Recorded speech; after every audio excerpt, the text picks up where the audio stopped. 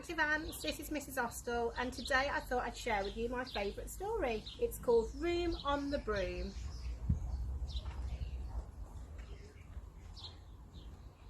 The witch had a cat and a very tall hat and a long ginger hair which she wore in a plait.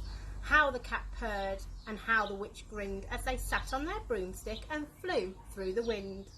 But how the witch wailed and how the cat spat when the wind blew so wildly it blew off her hat. Down, cried the witch, and they flew to the ground. They searched for the hat, but no hat could be found. Then out of the bushes on thundering paws there bounded a dog with the hat in his jaws. He dropped it politely and eagerly said, as the witch pulled her hat firmly down on her head, "I am a dog as keen as can be.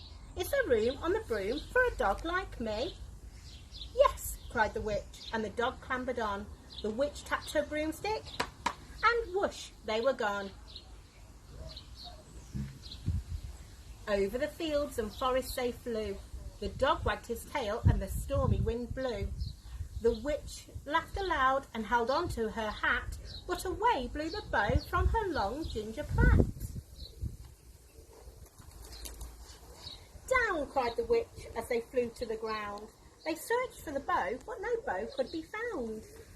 Then out from a tree with an ear-splitting shriek there flapped a green bird with the bow in her beak. She dropped it politely, then bent her head low,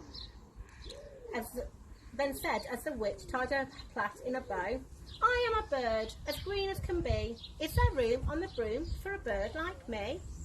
"Yes," cried the witch, so the bird fluttered on. The witch tapped her broomstick, and whoosh, they were gone. Over the fields and rivers they flew. The birds shrieked with glee and the stormy wind blew. They shot through the sky, through the back of beyond. The witch clutched her bow, but let go of her wand.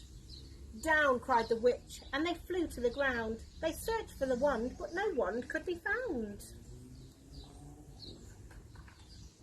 Then all of a sudden, from out of a pond, leapt a dripping wet frog with a dripping wet wand.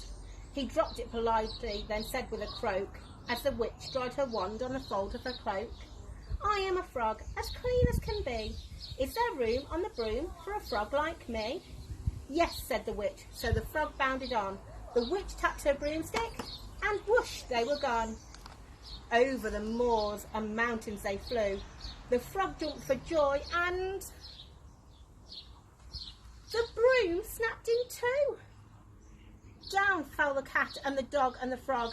Down they went tumbling into a bog. The witch's half broomstick flew into a cloud, and the witch heard a roar which was scary and loud. "I am a dragon as mean as can be, and I'm planning to have witch and chips for my tea." "No," cried the witch, flying higher and higher.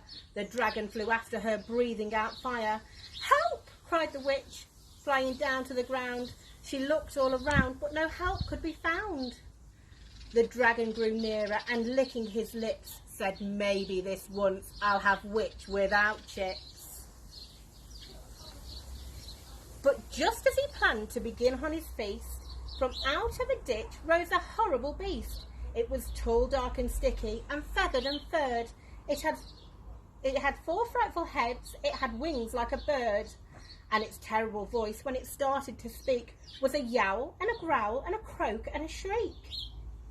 It dipped and it squelched as it strode from the ditch, and said to the dragon, "Buzz off, that's my witch."